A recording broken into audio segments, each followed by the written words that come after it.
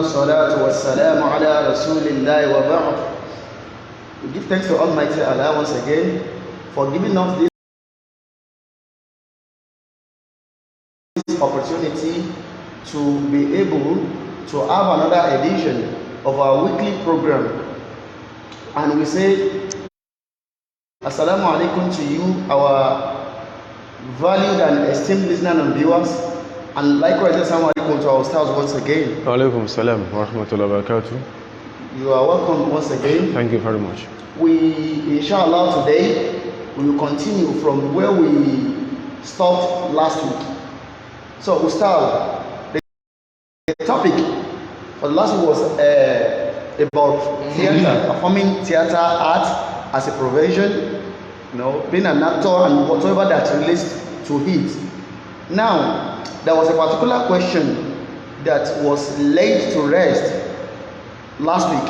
So let us start from there. We've started discussing about the songs and the content, the musical instruments. Now, let's start from what we regard as bandiri now. So is bandiri, is it part of musical instruments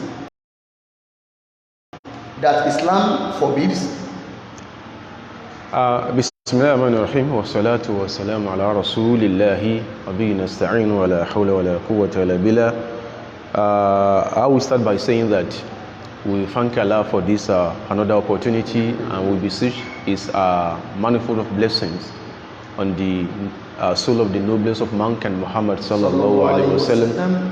Having said this, I will say that we shouldn't single out the question of whether bandiri, or what is it called, is part of what Islam considers as the forbidden instrument for that aspect of the aesthetic area where Islam allows us to have a freer mode. Okay. We should say rather that should Muslim scholars say that musical instruments are part of what our religion allows. Okay. So that is where we should start. Okay. If we are to respond to that, we will say that we should look into the gamut of the conditions that Islam attaches to what people call music. Okay. So that is how to start, in my humble opinion. Okay. So be that as it may, I will say that Islam does not frown at you coming up with a number of poems. Okay. Neither does Islam frown at you making such poems musical in the way rhythmical. Thank you very much. Making them rhythmical to the hearing of those who listen to you. But what Islam says, and this is what we will want our viewers to ponder over, we don't say we do things just because our Muslims and do them. Because basically we are not expected to study Muslims. We are rather expected to study Islam in its entirety. So it is what Islam decrees or sanctions that should be decreed or sanctioned. So what Muslims do sometimes may be misleading. Don't forget they are human beings. So this is why most people have erroneously concluded that certain things they do are copied from a number of Muslims with whom they live or cohabit. So we will say that we should go for that thing that Islam talks about. Islam says that, and to be on the I would say the most preferred side of the argument of our scholars. Okay. Islam says that musical instruments are forbidden. Okay. I'm very sure that will elicit another thing from your end. So musical instruments are forbidden. Thank you very much, Ustadh, for that submission. The reason why I singled out bandiri is because of its symbolic position. Okay. A sect in Islam. Okay.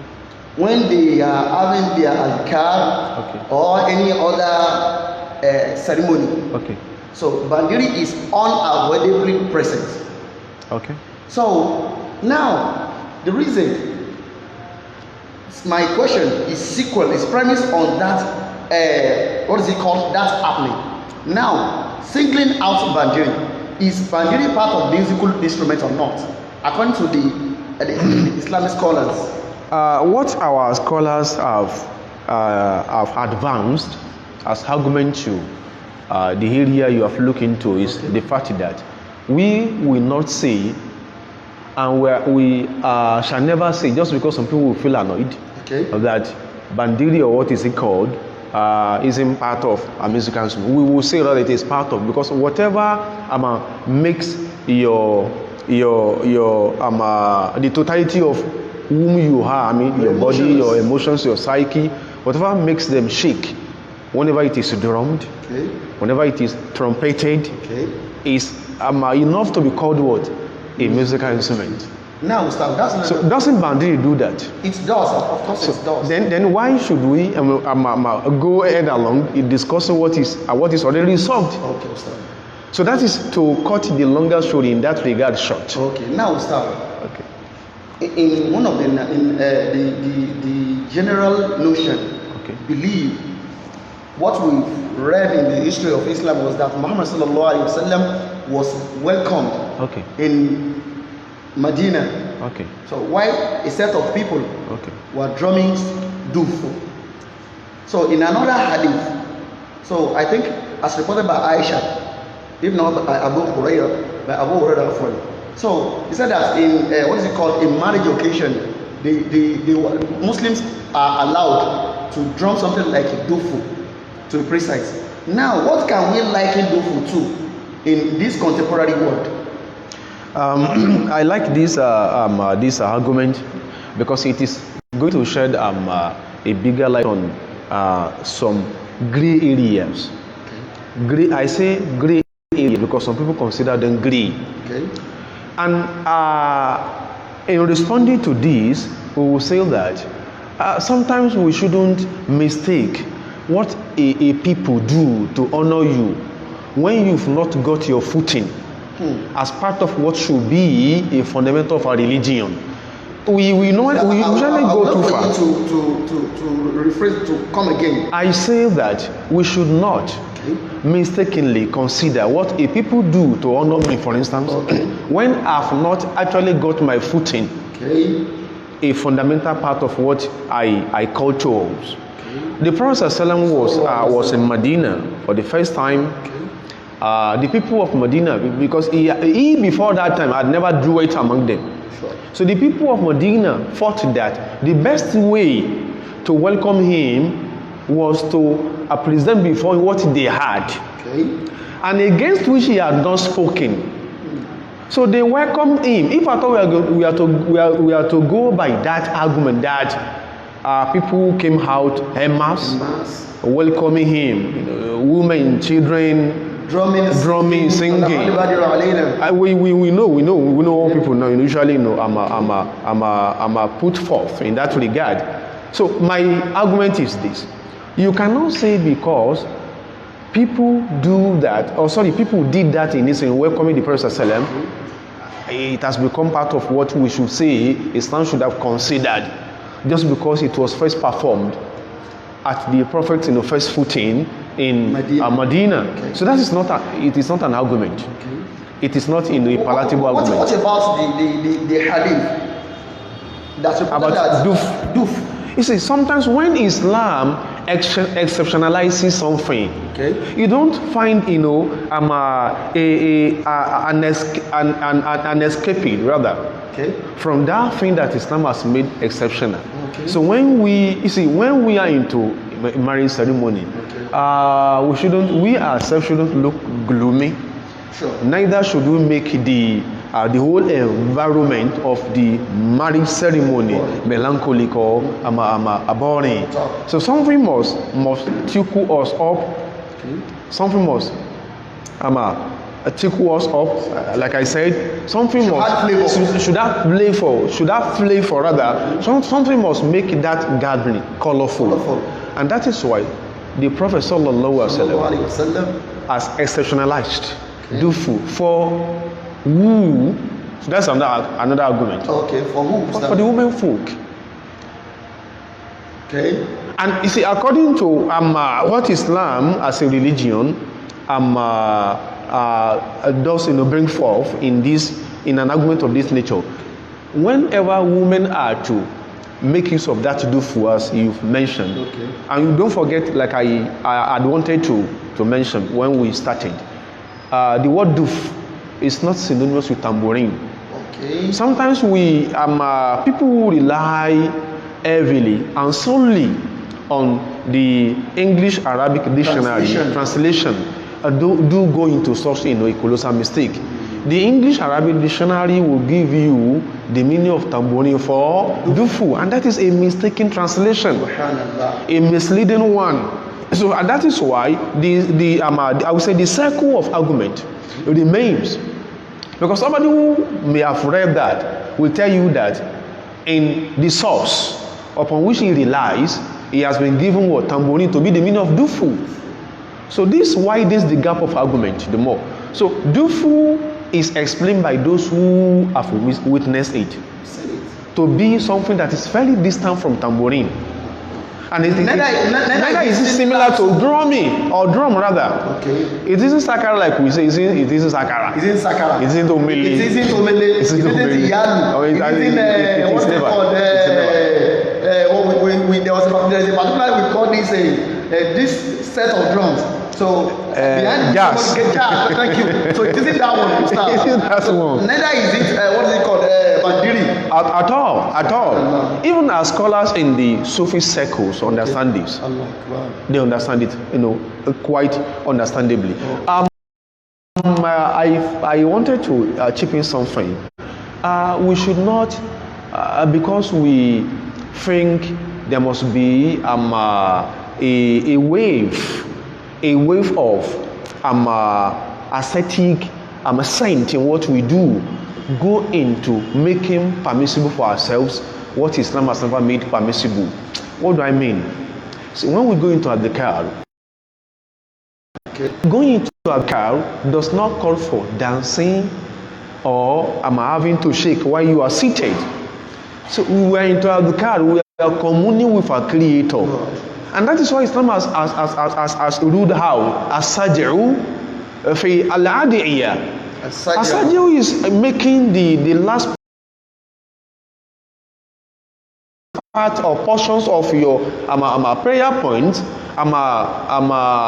rhythmical. Islam has made that forbidding in order that we stay clear of what we make, the way we render our decals, music in nature. So this is Islam. And in addition to that, I equally want to say that we make a big appeal to scholars and to several other people who love reading about Islam, wanting to lend their voices whenever an Islamic discussion comes up like this. I will say that every argument about what we shall discuss about Islam is not solely premised on what we may have read from the translated sources. I'm very sorry. Okay. So you mean that those people who are learners in Islam, who are searching for knowledge, Islamic knowledge for that matter, should not solely rely on translated materials. Is that what you're trying to say? In most cases, translated material, I would say translations are misleading. Are misleading. Okay, let me give an example of the translated portions of the Quran. Some people will tell you that they've read the portion of the Quran where the verse you are quoting is, and that the meaning you've rendered for that verse is not similar to what they have read. Not knowing that when we go into translation, we do what you linguists call ellipsis. I will only give you what you need. Other details that may be associated with that translation may be elided, and you may not know whether those elided parts, are you following? Are the exact thing you need. So if we are going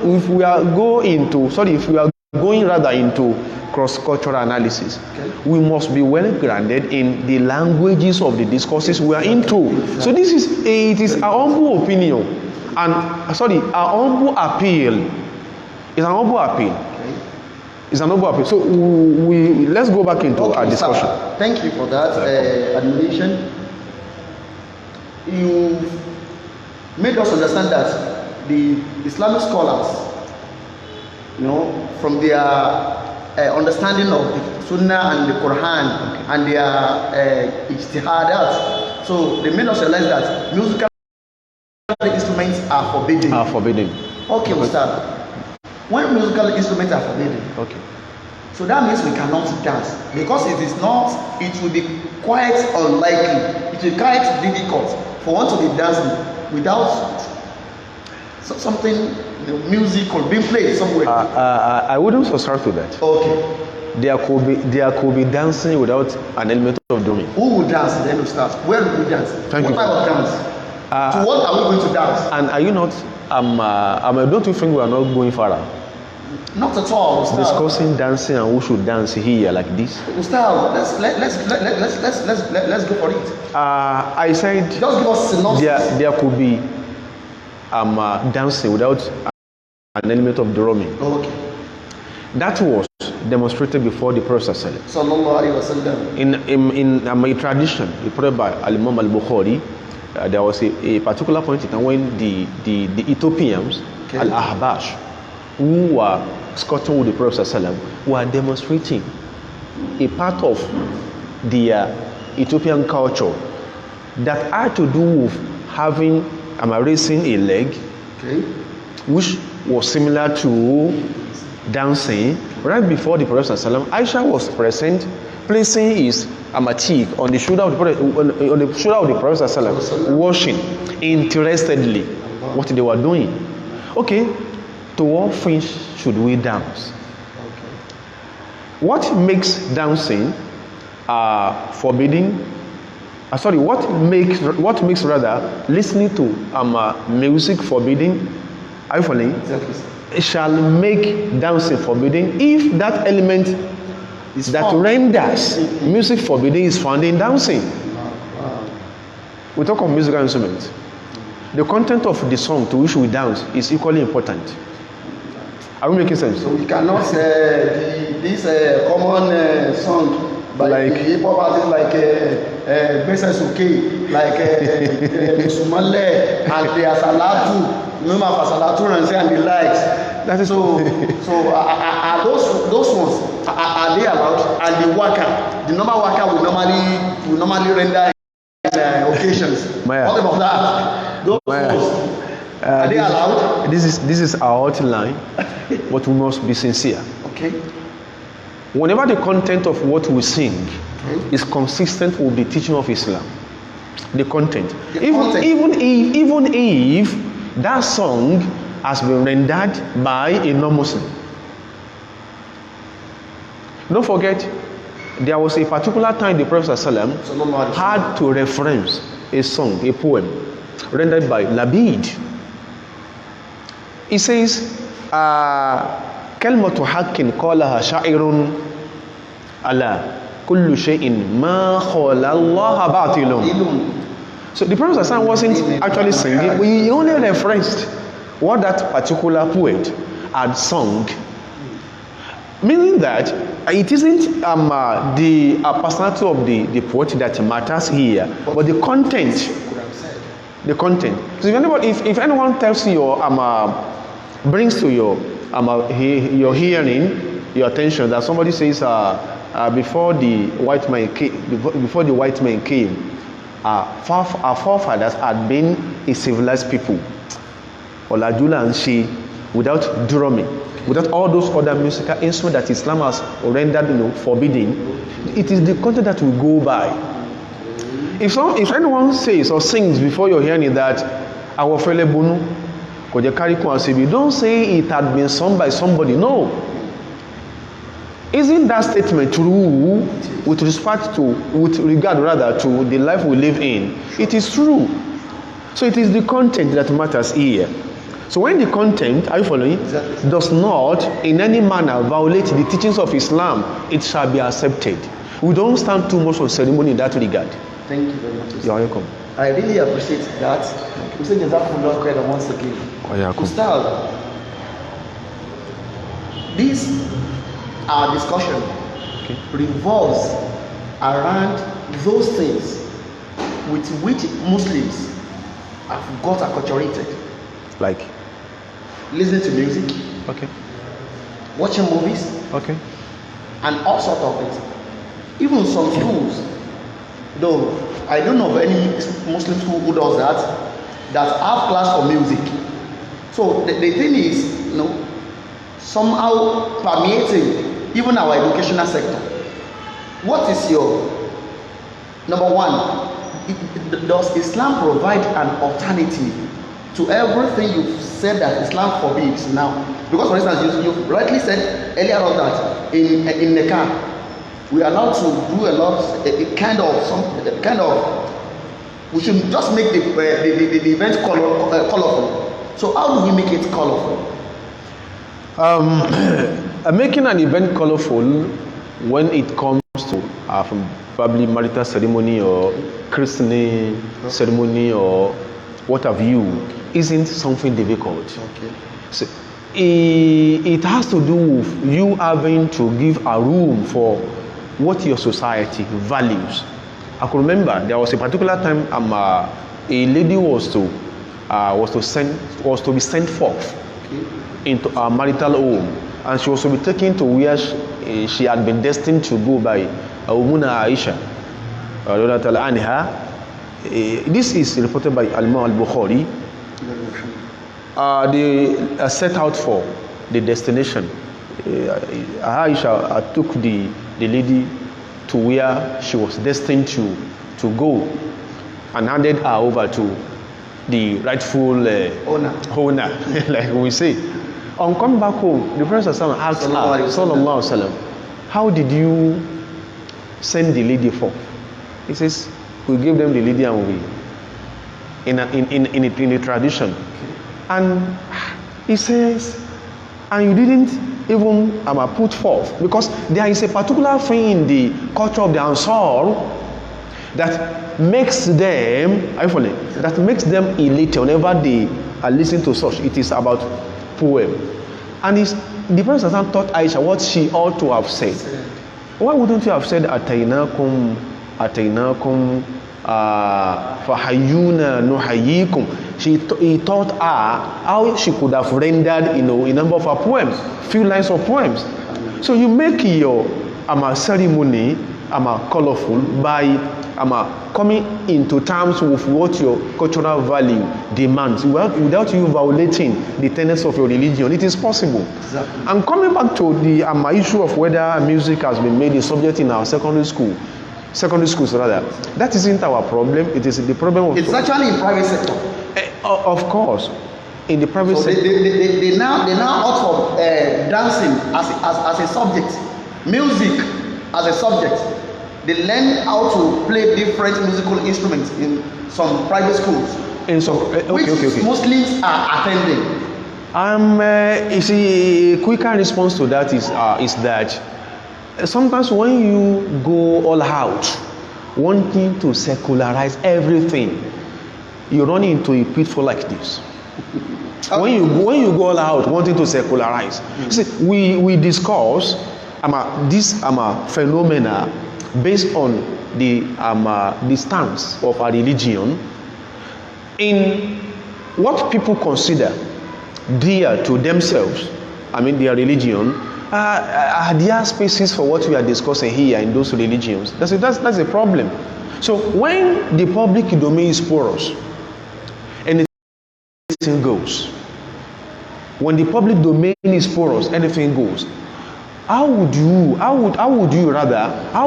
give a strength to what will add value to the future of the children and the pupils under our watch when we do not censor what they are taught, what they are made to read, and what is inculcated into their psyche? is a problem. It isn't. It is a problem.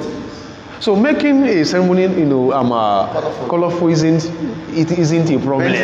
It isn't a problem. Okay. So we have a number of cultural values that Islam has never thrown at, in as much as they themselves have never violated the fundamental or out of the fundamentals of Islam.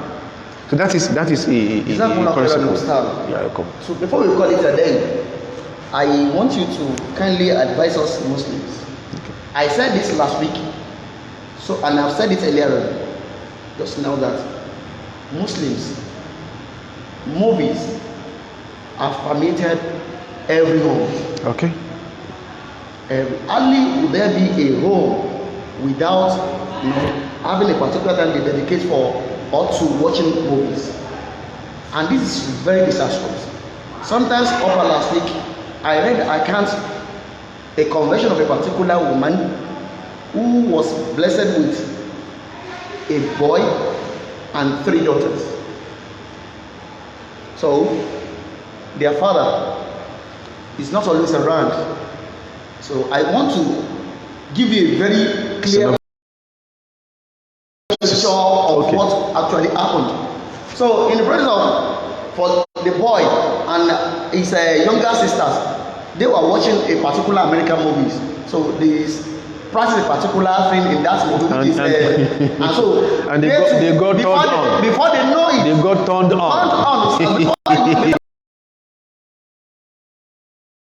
You know it.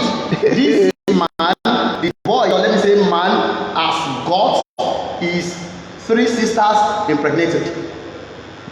Subhanallah. So secret to what they see in movies, so they put into practice. This is very disastrous. Now, Ustadh, what is your advice to us Muslims in this regard? Likewise, music. Okay. Please, music. So I want you to encapsulate that in your response. Your narration has left us into wanting to discuss about the space that religion shall remain, that religion shall occupy till eternity in our lives. Which is the fact that you must censor whatever you put in your home for your children. And that is going to be it is going to be achieved when your conscience as a father is optimally functional. When your conscience as a father is optimally functional, we shouldn't forget the fact that sometimes when you become a dayuth in your home, the meaning of dayuth, a carefree man. Okay. When you become a dayuth in your home, you are going to end up ruining that home through your laxity. You mean the man? The man, even the woman in question, because the children in question did not step out of their father's house. They didn't go to Tarzan. Not at all. Neither did they go to the Ventura. Not at all. They were there inside their father's house, in the parlor, and perpetrated that dastardly act. So you must police well your home, and that is the position of the Quran. Ya ayyuhalladhina amanu qu anfusakum. It isn't about sending your children, your wards to the best schools or to the best universities. Qu anfusakum. Keep an eagle eye over yourselves, wa ahlikum, and your household. Who are the friends to my children? What do my children read? What do they watch? Because what they read makes them. Exactly. The same way what they watch makes them, because it forms their psyche. Exactly. They form opinions through what they watch. They form opinions through what they read. Do it make sense here? So you must be the controller general of what comes into the library of your children. They may have in their libraries books, films, if you choose to have those ones in their library, but you must censor what comes in. I will say, because most of the parents are losing this. We think the society should be left alone to give the newer waves of modernity to the young ones. And the newer waves of modernity that the society is bringing forth are nothing other than what? Other than what will make our worlds and children animalistic in their dispositions. May Allah forbid that. May Allah forbid that. So the simple response, according to what Islam, has stipulated, is that whatever Islam makes forbidden should not be made permissible for your children. I could remember an hadith reported by Ibn Majah. The Prophet rendered that instruction in form of a statement. Al-Khabaru alladhi urida bihi an-nahyu. He says, La yashrabanna unasun afwan la yashrabanna nasun min ummati al-khamra yusammunaha bighayri ismiha. La yashrabanna Nasun min ummati al-khamra. A number of people shall emerge from my people, my own people, my ummah, who shall be addicted to alcoholism. Yusammunaha bighayri ismiha. They will give alcohols, all alcoholic drinks, names other than the actual names. He says, وَيُوزَفْ عَلَى رُؤُوسِهِمْ Bil-ma'azif wal-muganniyat. Look at that. All forms of musical instruments shall be at their doorstep. They are rich. Even all forms of musical instruments. It means the messages, those musics that they listen to, and those movies that they watch are sending are destructive. Very. Yusuf ala ru'usihim bil-ma'azif wal-muganniyat. So tell me what a young lady will profiteer from watching another young lady who strives naked. What shall that lady profiteer from watching that? Nothing other than destruction. He says, Yusuf ala ru'usihim bil-ma'azif wal-muganniyat. يخسف الله بهم الأرض ويجعل منهم القردة والخنازير. See, just look at the concluded part of that hadith. The meaning of making them monkeys and pigs, and making them subsumed by the whole half, is that their attitudes will violate the values the society has been known for.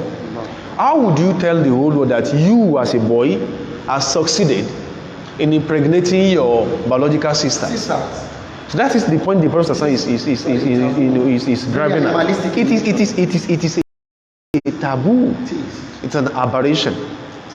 And why have we got to this level? Why? Because we have virtually, many of us have virtually succeeded in censoring our creator out of our ordering of things. So that is why what happens to us. It's a problem. We have to go back. You see, religion is never a problem. Religion is never a problem. It is never a problem. It is either we have a problem with the managers of religion, or those who claim to represent the religion. Because there is no way we are going to build up good morals without an attachment to religion. I could remember one of the erstwhile chief judges in the UK, Judge Denang, says that biduni ad-din lan takuna hunaka akhlaqun. Biduni din lan takuna hunaka akhlaqun. Without religiosity, there can never be morals. Biduni akhlaqin lan yakuna hunaka qanunun. And without morals, there can never be a constitution. This is a white man speaking here, stressing the importance of what? Of religion. Godliness. So if it is until we come back to the religious drawing board that we are going to get it to right and straight in this part of the world. May Allah assist us. Amen. Jazakumullah khairan, Ustadh. We really appreciate you. We pray Almighty Allah to preserve you on goodness. Amen. We really appreciate you once again. Say Jazakumullah khairan once again. Wa yakum. So, dear esteemed viewers and listeners, I believe strongly that we must have learned a lot from today's edition of our program. Join us again, inshallah, next week, while you put into practice what you've learned today. Till then, assalamu alaikum wa rahmatullahi wa barakatuh. Wa alaikum assalam wa rahmatullahi wa barakatuh.